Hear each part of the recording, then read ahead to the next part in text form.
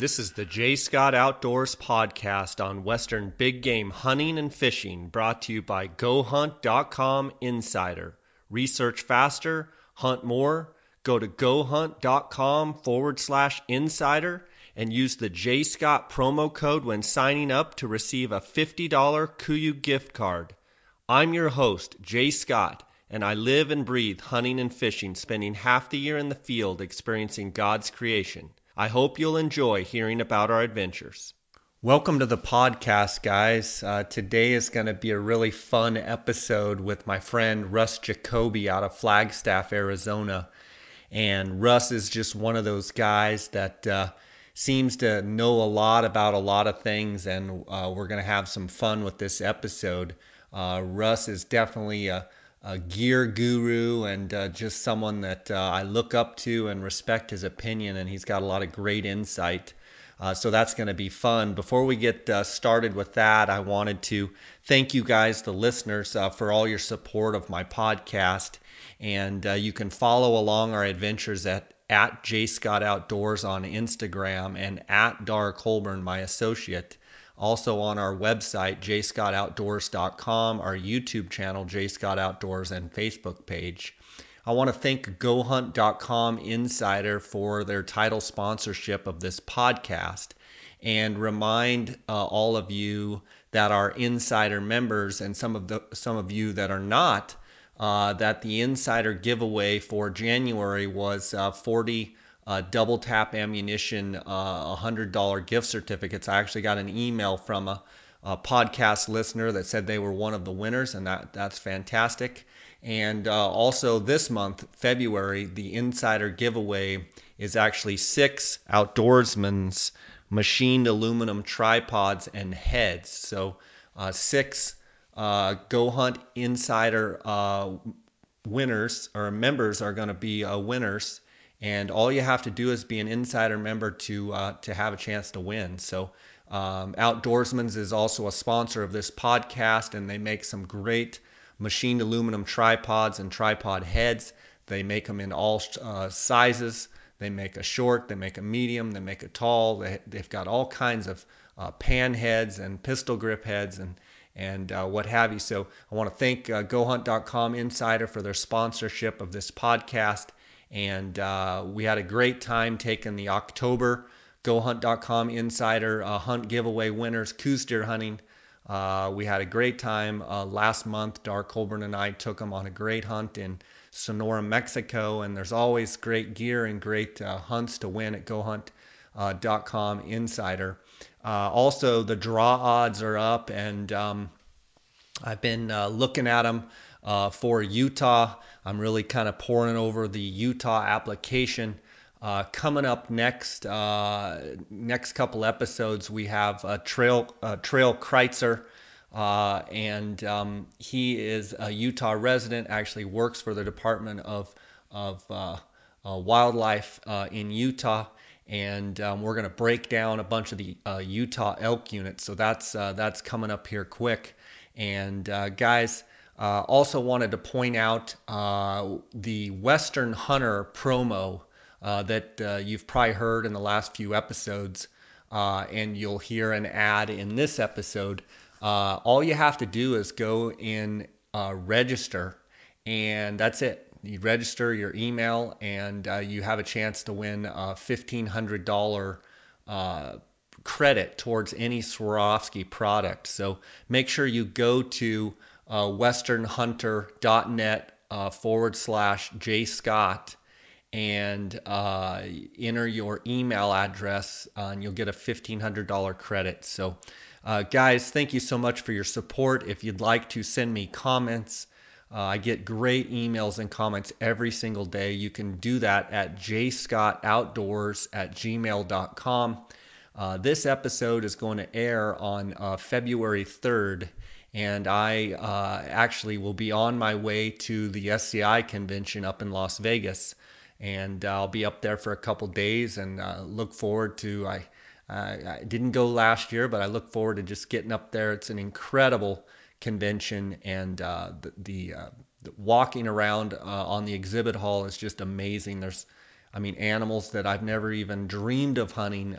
Just there's all kinds of hunters from all over the world, and it's a fantastic convention to go to. And then I will also be at the Western Hunting Expo in Salt Lake City for a couple days. So love to meet up with you guys if you're there. Love to see you. If you see me, I'd love to shake hands. I really appreciate the support that you guys give this podcast. So let's get right to the episode with Russ Jacoby. Welcome to the J. Scott Outdoors podcast. Today we have good friend Russ Jacoby, and Russ has been a friend of mine for a long time, and he's the buffalo guru up there on the north rim of the Grand Canyon, and tech guru. Love talking to Russ about all sorts of things involved with hunting, involved with photography, anything tech related. I call Russ. If I want new quad tires, I call Russ, ask him what he's running. Seems to always kind of have good opinions. And Russ, I'm excited to have you on the show today. How you doing? Jay, thanks for having me. I'm doing excellent. Good. How's the buffalo hunting going? How's it been treating you this last year? It's went well. Before we get into that, I did want to do one thing, though. I wanted to congratulate you on the success of your podcast. Thanks, Russ. Yeah, it's it's kind of been mind-blowing how well it's been received, and I'm extremely blessed to do what I love to do, and got a lot of great supporters and listeners, and the sponsors have been great too. So yeah, it's thank you for that. I think I was one of the first 10 podcasts, and I'm honored to be included again, and I thank you very much. Absolutely, buddy. It's always fun having you on the podcast. It's always fun. We talk quite a bit and just go over things and what have you. I know that you kind of hunt buffalo year round. Give me a little bit of, before you tell me how it's going, give me a little bit of a background on your love of the Kaibab and the buffalo that live up on the plateau. Okay.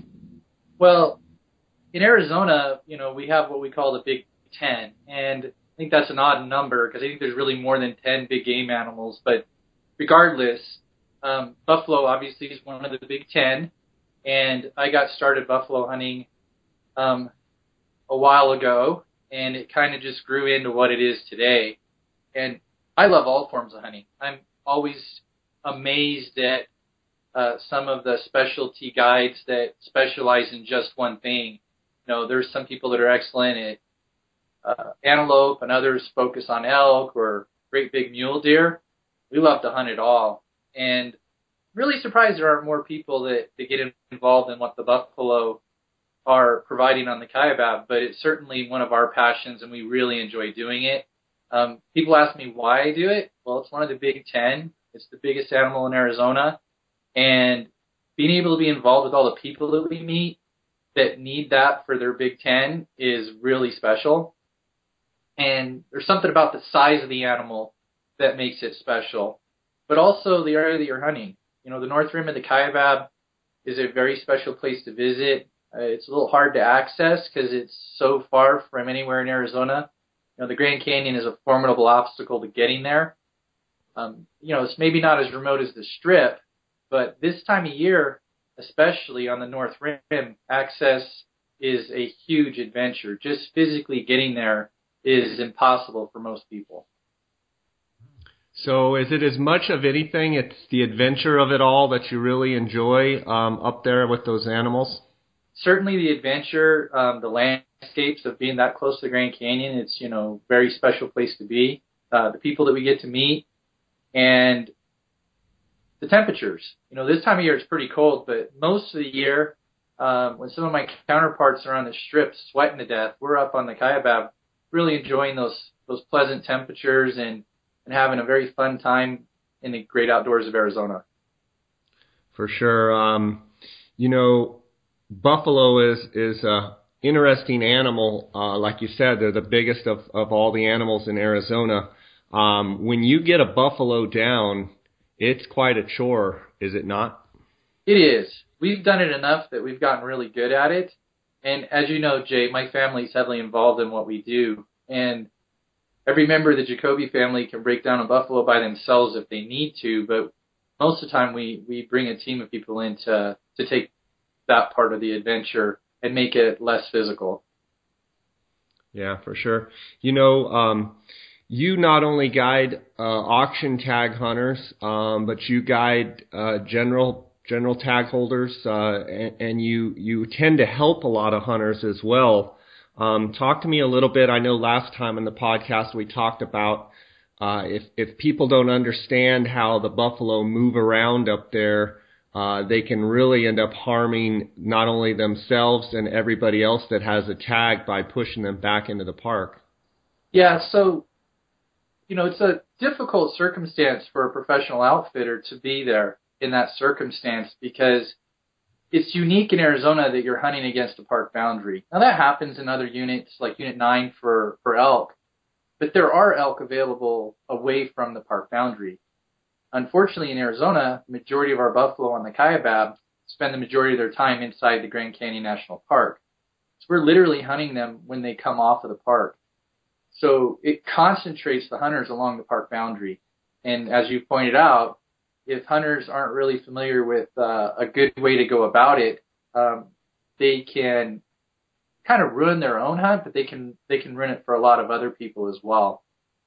If you were the only person there, it would give you more freedom to change your hunting methods where they wouldn't impact other hunters and yourself negatively. But when you put, a dozen or even a half dozen hunters in a very concentrated area, one person that's not being courteous can be detrimental to everyone's success. So to combat that, we of course try to book as many hunters as we can, so that we can bring that expertise to those hunters' hunts. But the hunters that want to do it themselves or maybe can't afford a guide, we go out of our way to try to be helpful to them as well. And that's a double-edged sword. I catch it from other guides, like, why are you helping these people? Well, it's the right thing to do. The other part of it is, there's some people that aren't very ethical, and they'll take advantage of us. And that's a fine line of when is somebody taking advantage of you, and when are you trying to help somebody for the common good. And it's a juggling act. I've got Game and Fish on one side, and I've got other guides on another side, and I've got freeloaders on one side and paying clients, and I'm kind of stuck in the middle of all that. But we've been successful at balancing that difficult situation. Yeah, I'm sure you have. What do you estimate the numbers of buffalo up on the plateau are? Well, that's a difficult question.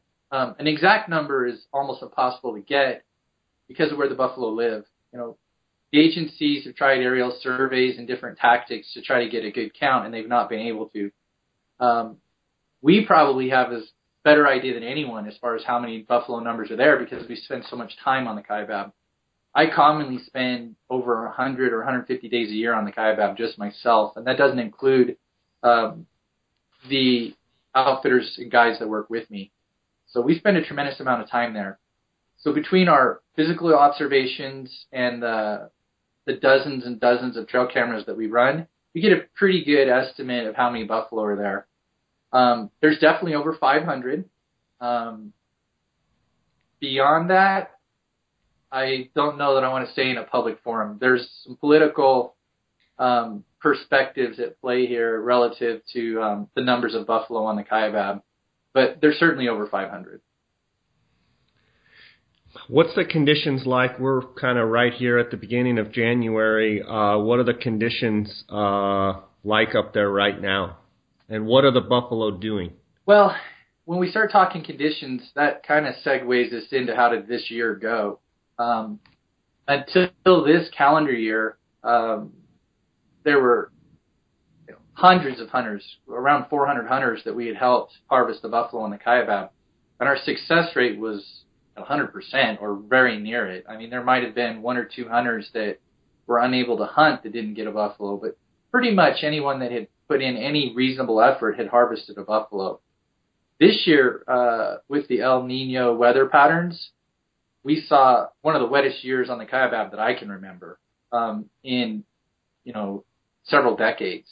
And the weather pattern when it rains or when you get snow is it tends to push the buffalo inside the Grand Canyon Park. And when they're not coming off the park, there's nothing we can do to get them. So that changes the paradigm on the Kaibab considerably. So the story of this calendar year would be the weather pattern being very wet. And there were hunters this year that hunted 14 days very hard and were unable to successfully harvest the buffalo. And that's very frustrating, both for us and for the hunters that work so hard. But you can't control that. It's hunting, not taking. But the conditions right now are sporadic. What we see is 1 week we'll have a bunch of snow, and the next week there'll be some forecast, and we don't get very much. But as of a week ago, most hunters were unable to access the buffalo with a vehicle that they would commonly use, like a pickup truck. And they were forced to move over to starting to use tracks. That's not uncommon for this time of year, but it's different than last year. Last year was the first year in decades that you were able to get in there with a vehicle in January. Russ, I want to shift a little bit to you were a big proponent in telling me to get the Canon SL1 camera, and then I recently purchased that big 1 to 400 millimeter lens, which I really am enjoying with the 1.4 extender that you recommended, the version 3. You are looking at maybe getting a mirrorless camera, and I would ask you what the differences are and why you're considering buying a mirrorless camera and what the advantages are. Well, I really like my SL1. And what I like about it so much is it is a relatively compact, relatively light camera that is what I consider to be a, quote, real camera. You know, it's a DSLR type body and it has all the buttons and controls and knobs that a professional photographer would use. You know, it's not as fancy as their full DSLR bodies, but it weighs a pound. So it's a pretty amazing camera. Most people look at the megapixels that a camera provides, but they don't look at the size of the sensor. And size of the sensor is a attribute in a camera that's much more important than most people realize. Most people look at two cameras and one says 18 and one says 20, they'll buy the bigger one because that's just how people are. And megapixels certainly matter, but sensor size matters as well. Sensor size is confusing to most people. If you don't understand sensor size, we can't really go through that here. What I would tell you to do is go onto Google and just type in digital camera sensor size. And if you go into images, they'll show you pictures of the different sensor sizes that are available. So if you're comparing cameras, look at their sensor sizes. So in digital cameras, for a hunter, I considered the SL1 to be the ultimate camera that gives you a compact camera, but also a really big sensor. It's not the biggest one out there, but it's much bigger than what most hunters are carrying. So excellent camera. But the DSLR has some features that most hunters don't need. You know, a viewfinder and a mirror and other internal workings of the camera that aren't important to the consumer, but are in there, aren't things that hunters need. And in many cases, they're not useful to the hunter. DSLR cameras are essentially designed around a film camera that then uses a digital sensor. But you don't need all those attributes. There's things with digital that you can do you can never do with film. So a mirrorless camera strips out some of the features like a viewfinder that are commonly found in a DSLR type body, makes it even more compact, even lighter, less moving parts, and makes it maybe even better for certain applications for a hunter. If you're taking a trophy picture, either one will work fine. If you're digiscoping, a mirrorless camera definitely has advantages. There's no movement of the mirror at the moment of the shot, which theoretically makes the camera more stable when you're taking that picture. So I'm looking at the new Canon EOS M10 camera as a camera to supplement my SL1. Very excited about it. I've actually had one that I've been playing with, and so far I'm loving it. Awesome. Yeah, I was talking to you yesterday, and I looked it up on Googled it a little bit and read about it, and people people are liking it. So I'll have to look into that. I want to shift gears also and talk to you about you're a bow hunter, and you pride yourself on being a bow hunter. And I'm curious if you could expand on why you like bow hunting, say, more than rifle hunting. Well, I'm an Arizona native, grew up in Arizona, and when I was a wee lad, the average person in Arizona could get drawn for something. It's getting harder and harder to get those preferred tags these days. So, in my 20s and 30s, I became a bow hunter because I enjoyed the chase and the extra adventure that bow hunting brings, the proximity to the animal and so forth.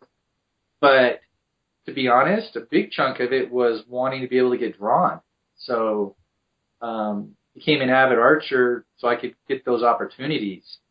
As we've moved forward in time, it's getting harder and harder to get the archery tags.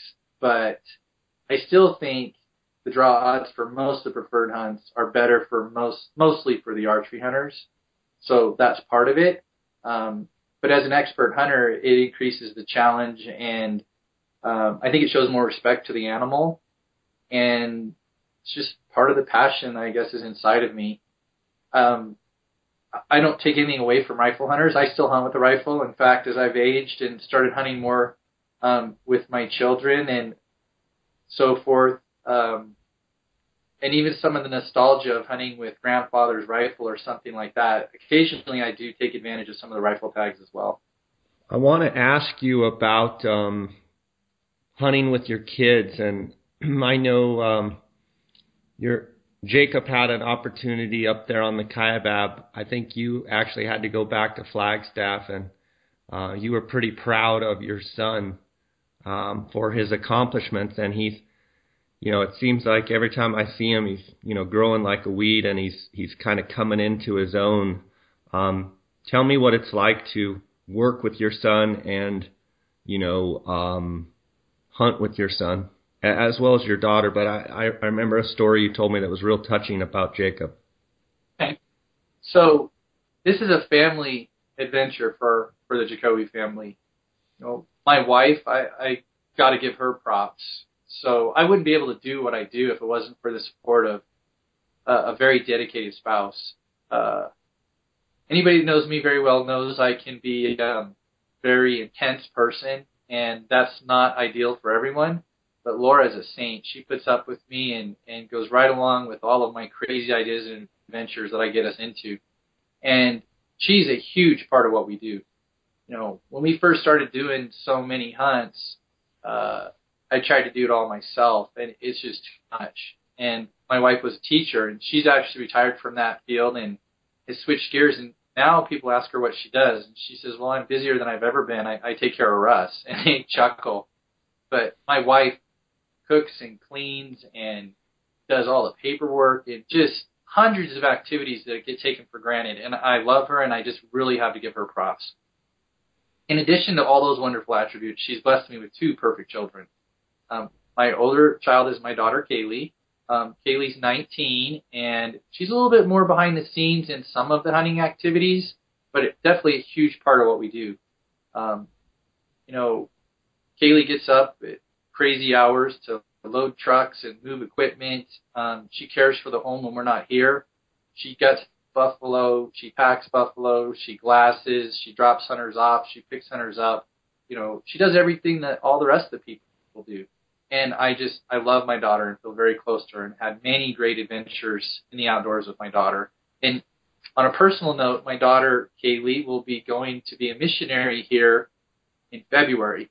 And she's going to serve in Montana, which anybody that knows our family considers that a huge blessing. She'll be right at home in Montana. So great things for my daughter. But specifically, your question about Jacob, as you know, Jacob is not your typical teenage boy. He's 14 now, but from the time he was old enough to walk, he's been following me around in the woods, and a huge part of the guiding that we do. You know the stories of Jacob showing hunters working on their Slammet sheep where the desert sheep are. and the hunters will just go, "How old is this kid?" And they're just shocked by what he can do. Well, Jay, you haven't seen him for a few months, and you literally will not recognize him. The kid's close to 6 feet tall now, and he's starting to put on some muscle mass, and he's really coming into his own.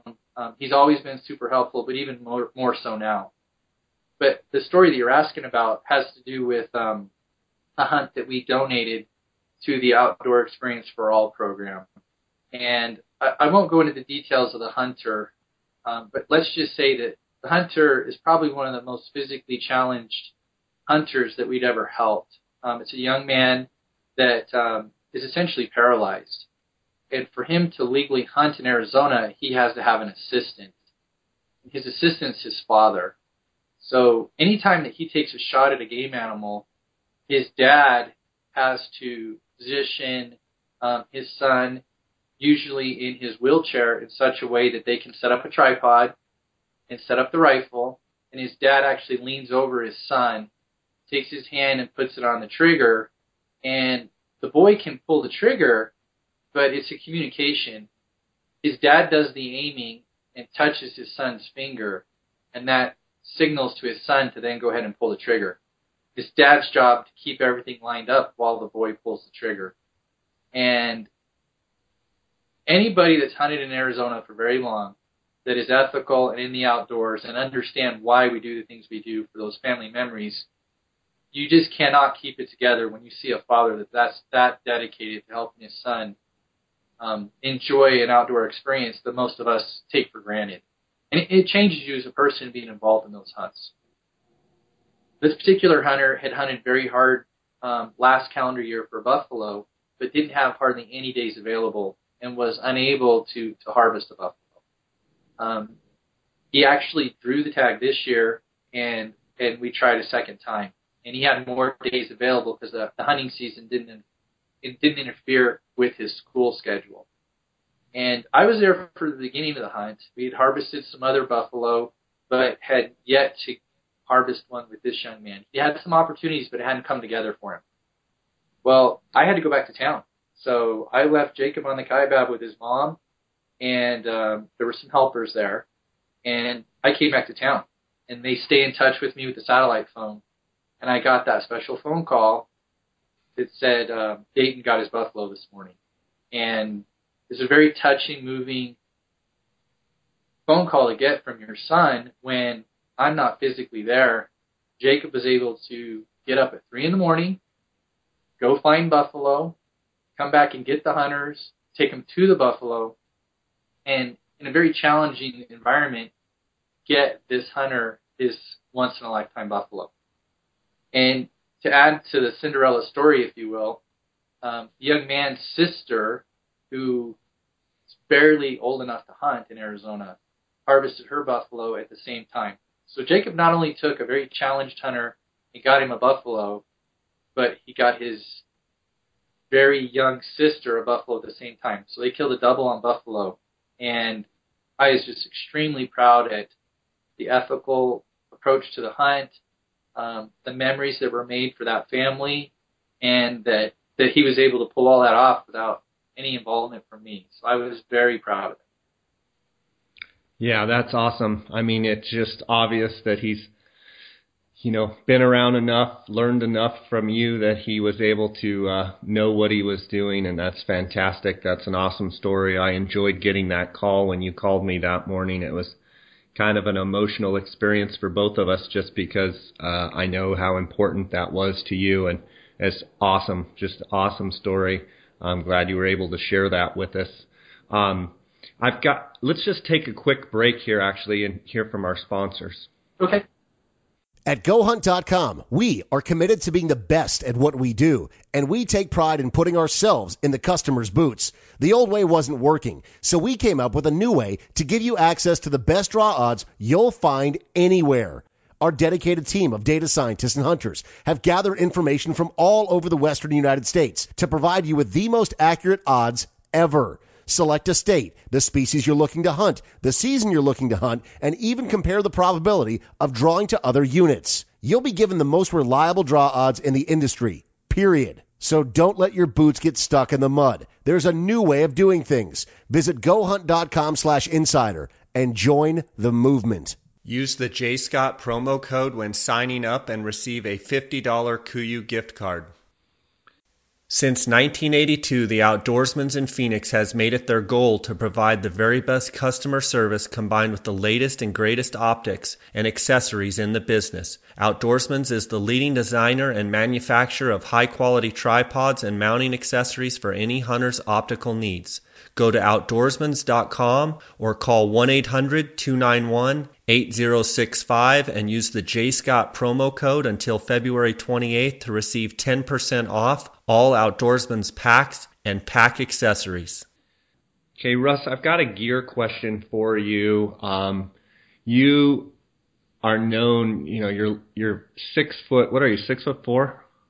Well, I've had 5 surgeries, so yeah, these days I'm about 6'4". You're shrinking as the days go by? I'm shrinking as I get older. But you've got your legs are as long as Dar's whole, your legs are longer than Dar is, and we always laugh at how much you walk and how much country you cover on your feet. I've got a question about boots for you and what boots you found over the years work best for your feet and the importance of good boots for the hunter out there. Okay. So I have tried probably every brand of boots that hunters wear, and probably some brands of boots that hunters don't wear. And there are certainly some brands that I prefer, which I'll talk about. But to me, boots is one place that you don't scrimp. You definitely want to invest in a really good quality pair of boots. And there's many good boots out there. Doing what I do as a year-round guide and outfitter, I find that provides me the opportunity to have boots for specialized applications. So if I'm in 5 feet of snow, the boot that I need is much different than if I'm stalking an antelope in the cinders, which is maybe much different than the boot I need if I'm in the Black Mountains in 15D sheep hunting. But I have relatively narrow feet, so I need a boot that is narrow so that I don't get side lateral movement in the boot if I'm hiking side hill. I'm a big fan of Scarpa Boots. I've recently started buying more and more Scarpa Boots and have had really good luck with the Scarpa boot. So I can strongly recommend the Scarpas as a good quality boot. I do have a lot of Danner boots, and I think that the Scarpas are a higher performance boot than the Danners, but I've had good luck with the Danners in the past. For my pack boots, I'm wearing the Schnees boots, and I've had really good luck with the Schnees boots and really happy with them. Schnees also makes some mountain boots, and I'm planning on purchasing and trying those type of boots. The style of boot in Arizona that I prefer is a boot that has a nice lug Vibram sole and has a rubber rand around the junction between the sole of the boot and the leather. I've tried non-leather boots. For me, I prefer all leather boot. I like a Gore-Tex membrane, and I like a leather boot because I can waterproof the outer shell. And that style of boot works very well for the style of hunting I do. I have both unlined and lined boots. For the majority of the temperatures in Arizona, I wear an unlined boot. For the colder temperatures, you're talking uninsulated versus insulated? Yeah, I'm sorry. A lined boot that's uninsulated for the warm temperatures and an insulated boot for the colder temperatures. But we don't talk much about socks, and that's an area where I think a lot of people maybe overlook. They invest a big chunk of money in a pair of boots, and they scrimp on their socks. I know Dar did a really good review on the Darn Tough socks, and I also use the Darn Tough socks, and I'm very happy with them. In the really warmer temperatures, I actually wear really thin socks, but I'll wear 2 pair. And I actually wear dress socks, a gold toe type dress sock, and have found that to be very useful in the very warm temperatures that we often encounter in Arizona. You wear 2 gold toes, both gold toes? Yeah. In warm weather? Okay. And if it's really warm, Sometimes I'll switch down to a single sock. What I find is the double socks on those really thin socks give you a little bit more cushion, but they wick well, and the two socks can rub together and you don't get blisters. And that works really well for me. It gives you a little more padding. When I stop to glass, I'll definitely take my boots off, take my socks off, and it doesn't take them long to dry in Arizona. And doing that, I've had really good luck with that style sock. I am, this next season, going to try some of the thinnest darn tough socks I can get and see how those work. So these gold toe socks, I haven't worn gold toe in a long time, but you're talking like just like what you'd wear with your business slacks or something, the blue or the, whatever color, but the light, those thin gold toes? Very thin gold toe socks. I purchased them at the box stores in a large package. They come in all kinds of crazy colors, and I don't care about color. You can't see them in your boots anyway. But I find that they hold up well, they're inexpensive, and they're very practical. I tend to be very practical in my gear, and I've had really good luck with those socks. And that's the thing is, like, when I say I try something every other hunter does, but I try outside the box well. And those socks breathe, they wick moisture, they dry quickly. There's a combination of several materials that works really well. Interesting. I'll have to try that. Thank you for that. I wanted to ask you if you knew about what's going on in the 15s units with the sheep and the pneumonia and the coughing that they found. It's really, hopefully, not going to play out as a huge tragedy. I'm hoping that somehow that they can get a handle on it. But you are aware of what's going on up there with the sheep, right? Yeah, I'm aware of it, and it's definitely, I would use the word tragic. Sheep populations and modern man have struggled to coexist. If you look back at history, we see these sheep populations that will do really well, and then disease or other man influence comes in, and it's the populations just crash. And for people that spend so much time there and love the sheep herd and the mountains and the other animals that are there, it's really tragic. We'll have to kind of see how it plays out. But it's certainly tragic. It also points towards some of the geopolitical stuff that's happening in our modern world. There's some non-native animals that are probably to blame for some of the invasive diseases that have caused these problems. And unfortunately, so many different factions in our society of people that love a certain critter that's non-native and support it even though it shouldn't be there in a vacuum and don't understand the large consequences it has to other critters. And then the domestic critters. I'm not anti-ranching by any stretch of the imagination, but there are some landscapes that I have a difficult time supporting those types of public land uses. And when you have a non-native animal come in and bring a disease that wipes out a nice resource like a sheep herd in those mountains, both for photographers, for hunters, and just for the future generations in Arizona, it's difficult to accept that. Yeah, apparently they're thinking that there was some illegal, I think they were goats grazing there, I think in 15C north and south, just a total maverick deal. I think that's what they're thinking this came from. And, I've heard that they're thinking that it could very possibly wipe out, 70, 80, 90% of those sheep, which is really unfortunate because you obviously shot your personal sheep in 15D North and, you've helped us up there on those raffle hunts. And, the last handful of years, they've surveyed 500 plus sheep in those mountains, and to know that 400 or so of those animals could die is a real tragedy. It is a big tragedy, and the successes of things like sheep crossings across the highways and things are celebrated, and they should be. But the interactions of those sheep from other areas into that mountain range, it's ironic that those conservation efforts that are meant to help diversity in sheep populations can also have these double-edged sword effects of the disease transmission across those man-made barriers. And the the impact is likely to be felt beyond the 15s. I know that there was a cheap transfer up to Kanab Creek this year, and the agencies and others involved work diligently to ensure the sheep that they translocate aren't disease carriers. It's a little early to say, but it seems like there may have been affected sheep that they didn't know had this, and they were translocated to maybe perhaps another unit. And so the impact could be far-reaching.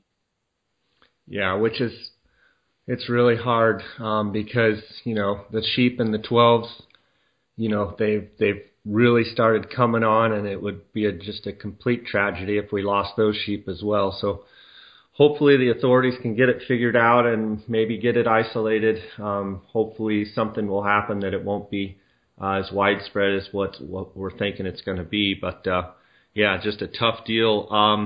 How was your fall? Go ahead.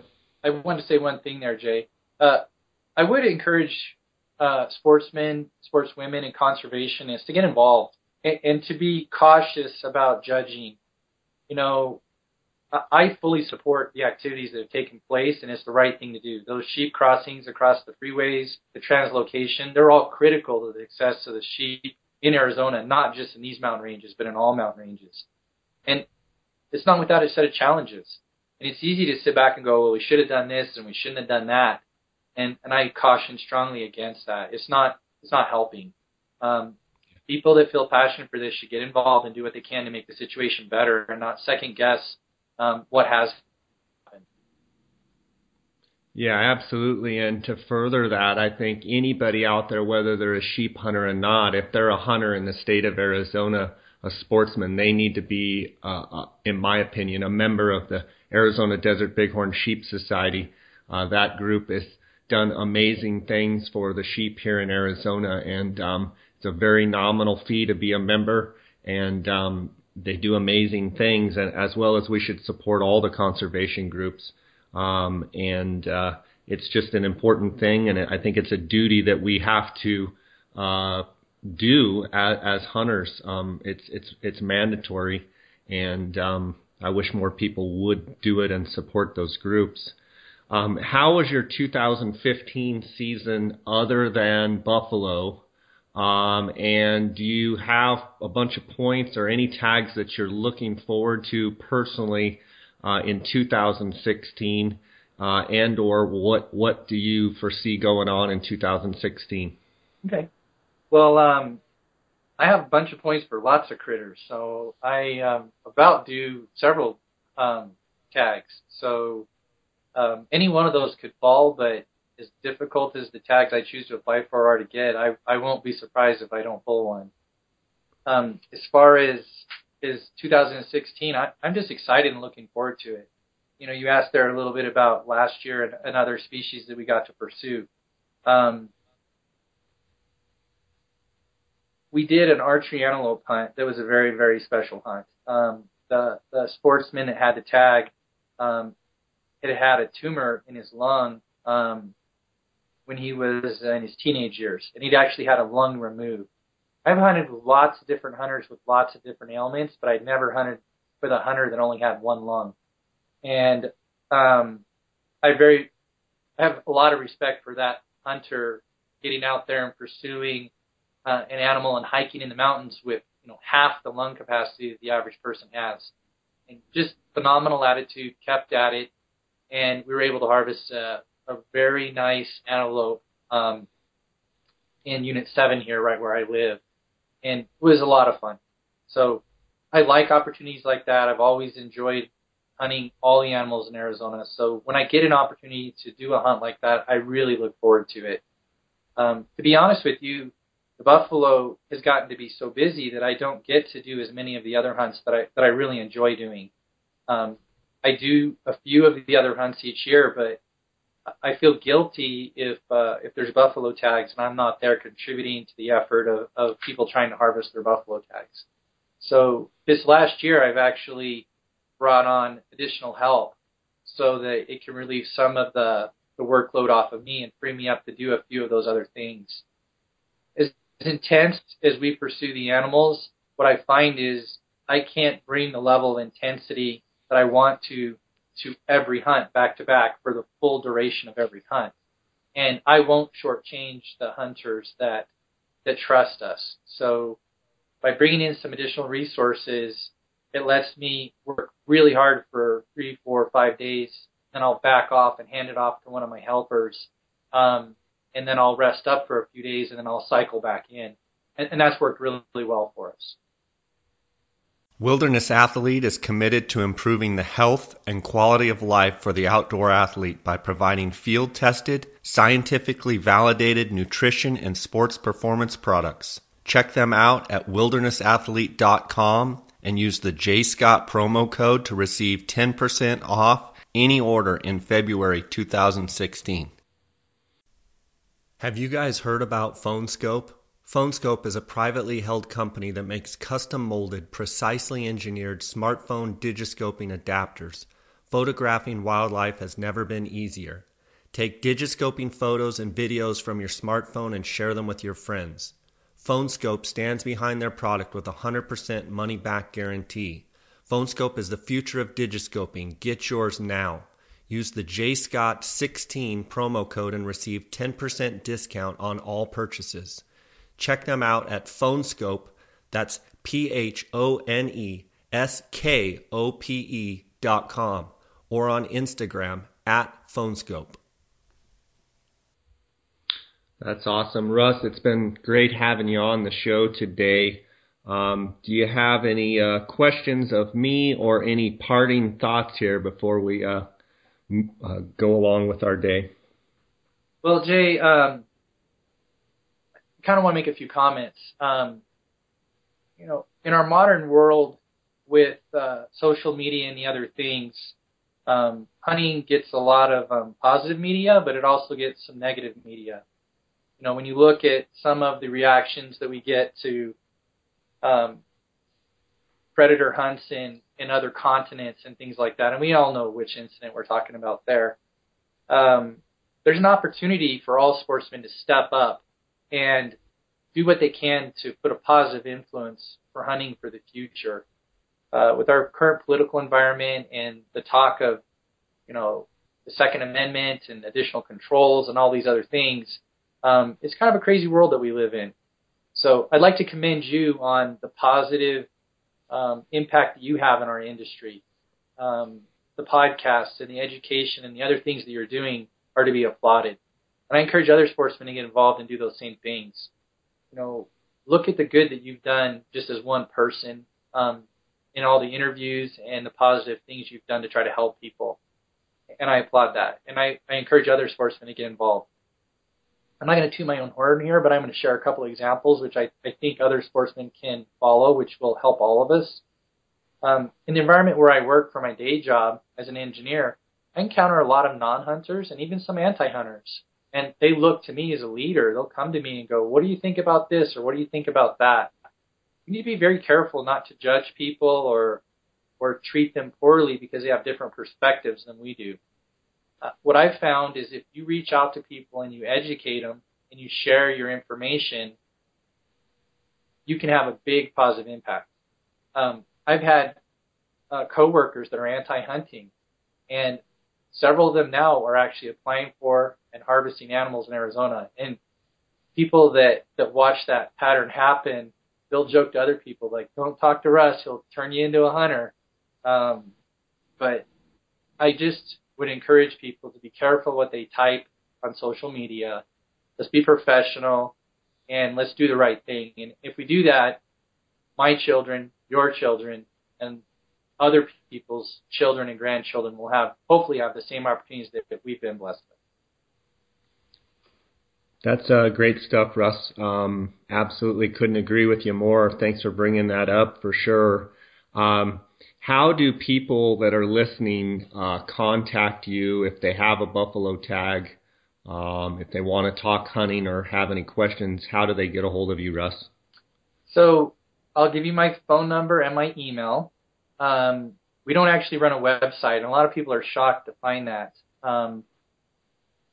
Literally, Jay, I'm amazed at how you're able to accomplish all the electronic media stuff that you do. I literally do not have time in my week to get that done.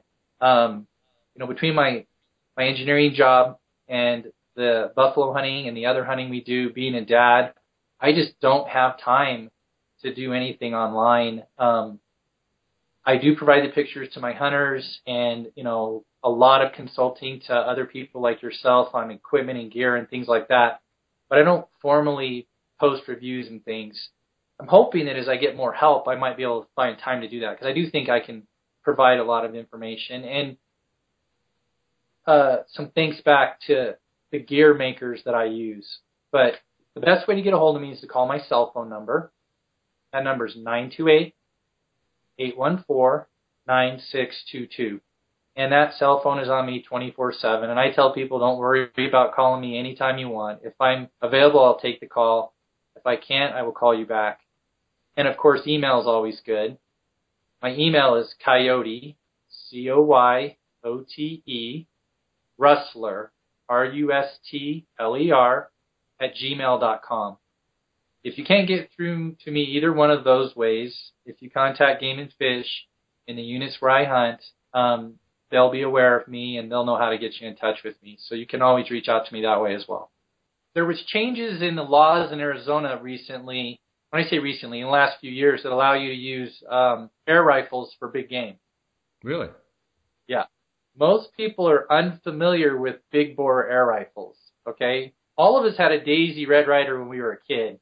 And many of us wore out pump-up air guns when we were a kid. But, Jay, there are air rifles that you can kill a deer or an elk with in Arizona, legally. No way. Yeah. And a podcast about big bore air rifles would blow people away. Most people don't even know they exist. And this actually has some history that ties into our country. Lewis and Clark crossed the continent in the early 1800s. Now let's think about what that meant, okay? Jay, we're going to take you and Dar, we're going to put you in Missouri, and you're going to walk to Washington State and back, okay? Mm-hmm. There are no roads and no white settlers anywhere, okay? There's a few crazy mountain men running around in the woods, but other than that, the only people around are hostile Indians, okay? Mm-hmm. You guys are going to walk all the way across the country and back with a team of, a dozen people, and you're going to be outnumbered, 100 to 1. How are you going to pull that off? I wouldn't. Well, it's lost in our nation's history, but they pulled it off with an air rifle. Now, how would you use a rifle to cross the continent? Well, the Indians at the time fought the white man because we had muskets, okay? They had tomahawks. So when they'd encounter an army, they would just hide in the bushes, and European fighting men at the time would line up in a straight line and point their gun at the bad guys, and they'd fire a volley. While they're reloading, the Indians would jump out of their hiding spot and run up and hack them to death with a tomahawk. So a tomahawk and a musket are on equal ground if you have the right tactics. Okay. So if you look at movies like The Patriot, Mel Gibson's character carries multiple muskets. He'll fire one and then fire another, and he has someone else reloading them so they can have basically a repeating arm. The air rifle that Lewis and Clark had was a repeater. More importantly than being a repeater, it didn't use powder, and it didn't have any smoke. So the Indians didn't understand it. They could march into a village and do their trading and all that stuff, and when they would commonly be attacked would be at night. Well, they were smart. They'd whip out their air rifle and do a demonstration before they went to camp. And the Indians were afraid of their air rifle. Whether you are interested in elk, deer, antelope, bighorn sheep, or moose, Western Hunter and Elk Hunter magazines will bring the adventure to your mailbox. These publications feature articles on the finest hunting gear, tips and tactics from experienced hunters, field judging trophies, glassing techniques, calling strategies, and much more. To become a more knowledgeable and skilled hunter, subscribe today. Go to westernhunter.net/jscott and enter your email address for a chance to win a $1,500 credit towards any Swarovski product.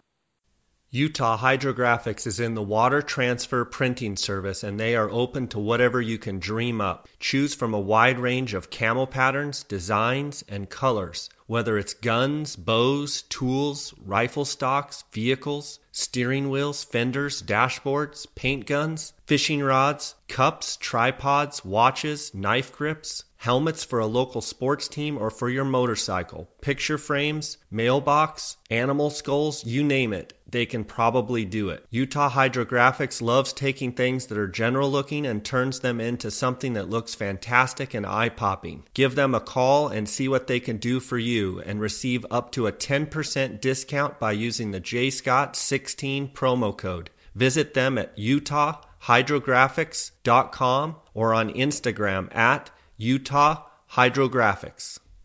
They would fire a 22-shot volley and then stop.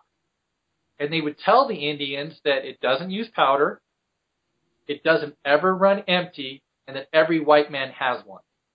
So the Indians were afraid of them because they didn't understand it. To them, it looked like magic. It shot a projectile, but there was no smoke, no powder, and it never stopped firing, and they didn't understand it. They were afraid of it, so they were afraid to attack them. And that's how they were able to cross the continent and settle the West as quickly as they did, was because of an air rifle. I never knew that. Why do we never hear about that? Well, there's a Cinderella story that goes along with the Lewis and Clark air rifle. When I was in high school, I actually did a project on Lewis and Clark, and of course it was about their air rifle. And history had lost the Lewis and Clark air rifle. You couldn't go to the Smithsonian and see their air rifle or anything like that. The holy grail of firearms collecting in North America is probably the Lewis and Clark air rifle.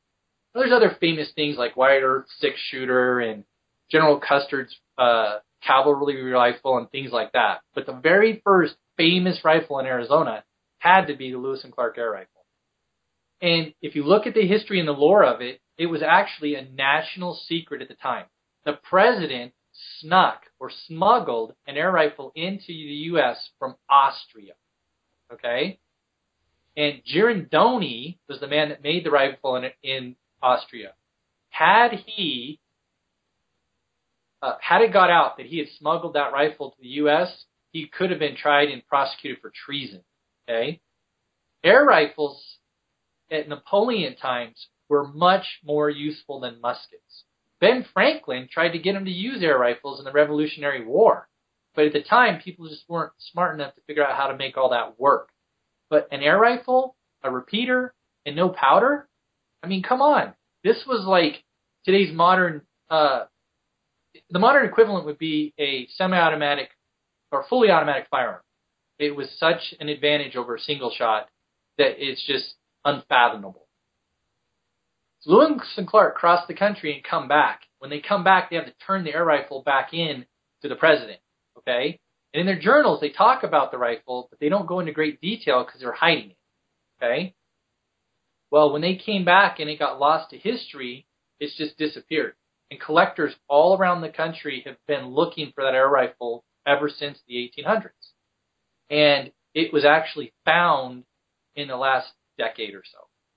And when it was found, it caused a resurgence in popularity of the air rifle. And how it was found is even a story that would be interesting in your podcast. There's two guys that hand make turn to the previous century firearms. And if you're the Louvre in Paris and you want a replica of the musket that Napoleon had at Waterloo, these are the guys you call. And a lot of their projects are hundreds of thousands of dollars for handmade, hand-cast, period-correct firearms. You're basically going to an 18th century firearm maker in the modern world and having to make you another one with hand tools. And it's pretty cool. You know, it's a little weird, but pretty cool. Well, these guys got bored building muskets and Napoleon replicas and things, and they're Americans, so they're brash people. They decide they're going to find the Lewis and Clark air rifle. Just one day, we're going to find the Lewis and Clark air rifle. Well, Americans are the only people that do this kind of stuff, right? Other people, it's not that cocky. So they start looking into it. They read all the Lewis and Clark journals. They write down all the descriptions of the air rifles. but they weren't predisposed on the type of firearm that it was. And recently, there was a new journal published, and it wasn't from Lewis and Clark. It was from a gentleman named Rodney. Rodney was in the military, and he bumped into Lewis and Clark when they were on their journey. And he wrote about their air rifle in his journals.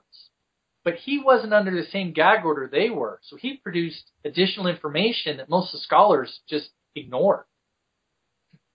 So, by reading Rodney's journals, they were convinced that the Lewis and Clark air rifle was a Girandoni. Well, all the experts knew it couldn't be a Girandoni. So, they started looking at Girandonis and making a replica to prove that the Lewis and Clark air rifle was a Girandoni. So to do that, they call up one of their buddies at the Louvre over in Paris and like, hey, who's the world's expert on Girandoni air rifles? And it turns out it's Dr. Beeman here in the U.S. And they go, why do you want to know? They go, well, we know the Lewis and Clark air rifle was a Girandoni, so we want to call him up. They're like, you can't call him up and tell him that. He'll not talk to you if you tell him that. So they're friends, and he reluctantly agrees to give them his cell phone number if they don't mention that the Lewis and Clark air rifle is a Girandoni. So they call up Dr. Beeman, and the first words out of their mouth are, we're convinced the Lewis and Clark air rifle is a Girandoni. So he digs through his collection, and the way this usually works is a collector will give you one of their priceless $1 million firearms, and in exchange for you taking it apart and replicating it, they get a free one. And then you make a replica for yourself and for your other customers. And like I said, these are $250,000 replicas. So, you know, it's mutually beneficial for everyone involved. So Dr. Beeman digs through his collection, and of course he picks up his most beat-up gun to send to these guys. He's not going to send him one of his good ones, right? Mm-hmm. So they get this gun and they take it apart. And the more they get into it, the more they're convinced that the Lewis and Clark air rifle was a Girandoni. But Cinderella stories being what they are, not only was the Lewis and Clark air rifle a Girandoni, they're holding the Lewis and Clark air rifle. No way. Yes. The way they found out this is in the journals, there's a point where one of the canoes capsizes and the air rifle goes overboard and it's floating downriver and it gets smashed against a tree and the canoe crashes into it. Well, these kinds of things happens on adventure. You break guns. But this was not a gun that the expedition could afford to break. If they broke this gun, they were dead men. So they lovingly get it out of the clink and clean it up. And around the campfire at night, they had cracked the forestock and broke some stuff in it. They do all these field repairs to this. They literally took pine pitch and made glue and glued it back together on the side of a bank of a river over a campfire. Okay?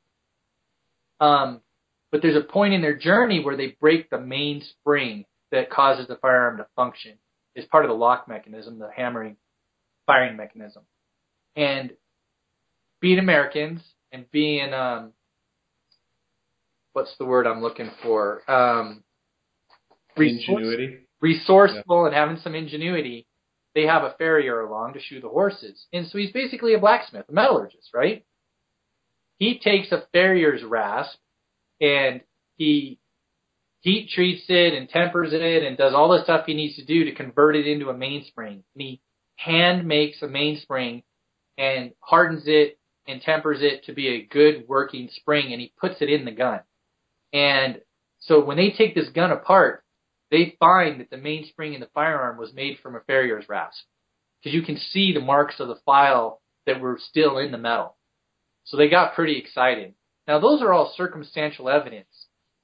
But they take and they do forensic analysis of the lead in the bore of the firearm. And it turns out lead, you can get a DNA fingerprint, if you will, for the lead from the radioisotope analysis. This particular lead in the bore came from a mine in Missouri, which is the last place that Lewis and Clark resupplied before they left civilization and headed on their journey. Once again, somewhat circumstantial, but it's getting more firm. But they make a bullet mold, and they hand push a projectile through the bore, which gives them the lands and grooves pattern of the bore, which is a DNA fingerprint for a firearm. They then go to the Lewis and Clark, where Lewis and Clark overwintered in Washington. There's a fort. And of course, while they were there and they were bored in the wintertime, they were shooting projectiles into the tree. And the museum there has projectiles that they shot into the tree with their air rifle. And they definitively match the gun that they're holding to the Lewis and Clark projectiles that are in the museum in Washington State. So imagine the phone call when they call up Dr. Beeman and they go, "You were wrong all these years. The Lewis and Clark air rifle was a Girandoni, and we've got some good news for you. The firearm you've been looking for your whole life has been in your possession the whole time." That is awesome. And there's companies making replicas of the original Lewis and Clark air rifle, and I'm going to buy one. That is awesome. That's one of the coolest stories I've ever heard. So the firearm now has been, I think, donated to the NRA Museum. And the NRA actually has some videos where they tell this whole story, and they actually show these guys shooting the replica of the Lewis and Clark air rifle. So, I mean, I'm pretty savvy on firearm stuff, and I had all kinds of air rifles as a kid and very familiar with them. And I knew Lewis and Clark had this big bore air rifle, but I didn't know there was any modern big bore air rifles. Since then, over the last several years, I've acquired several big bore air rifles. So I have a 22, a 25, a 30, and a 45 caliber air rifle. So I have an air rifle that you can legally use to shoot javelina, deer, and elk, bear, and mountain lions in Arizona. How do they shoot, Russ? So they shoot amazing. The way they work is there's an air chamber. So they're called pre-charged pneumatic air rifles. So think of a tank, if you will, full of air, and it's part of the firearm. On the Lewis and Clark air rifle, it was the buttstock. It unscrewed, okay? Think of like those 1 pound propane cylinders. Think of one of those full of compressed air, and you screw it onto the gun, and that's your buttstock, okay? So this chamber holds air, and the rifle is not unlike a musket. You've got a bore that's rifled. You've got a lock mechanism, a hammer that falls, but you have a poppet valve. So the poppet valve is real similar to the tire valve on your car. You know how you push down and air comes out, and you let go and it seals? Mm-hmm. It works exactly the same way. There's a little poppet valve in the firearm. So when you screw on that tank, just like a propane tank, it pushes down a valve and it lets airflow come to this poppet valve. When the hammer falls, it taps the poppet valve and it lets air escape, and it's channeled behind the projectile. And it works like a spit gun. Just like when you were a kid and you put a spit wad in a straw and you blew on it, it just pushes the projectile out of the bore. How accurate is it? So I have some air rifles that will shoot a dime-sized group at 50 yards. Wow. What kind of bullet do they shoot? What size? So they're lead bullets. Grain? They're lead bullets, and it depends on the diameter. Okay. So if you want to think of it this way, my 45 caliber, it's like shooting a 45 ACP, like a 45 handgun. So you have several 100-grain lead ball. It's going around 1,000 feet per second, but it will go through a 1-inch pine board at 100 yards. Wow. So at 50 yards, I can shoot a 4x4 post, and it'll go through it. Wow. My 30 caliber air rifle, you can hit a steel gong at 300 yards with an air rifle. Wow. And it's a fun thing, you know. And it makes literally no noise? So, yes and no, okay? In the U.S., air rifles are not firearms. They're not regulated by the ATF. You can buy one on the internet, ship it to your house, no license, none of that required. Now, certain states have draconian laws that require additional things. But in Arizona, it's not considered a firearm. You could buy one on the internet, ship it to your house, and all you need is lead projectiles, and you're ready to go. And a lot of the big bore air rifles, you just get a bullet mold for lead bullets. You can cast your lead bullet over a campfire, and you're off to the races. So what I like about it is in our modern world where they're talking about outlawing firearms and where it's hard to get ammunition and so forth, there's no primer, there's no powder, and there's no brass case. All you need is a lead bullet. Jay Scott, I can take lead and a campfire and a bullet mold, and I don't need Big Brother to provide me any of my shooting ammunition. That is awesome. So sometime when we get together, bring the big bore air rifle and some bullets, and we'll let you shoot it, and you'll be hooked.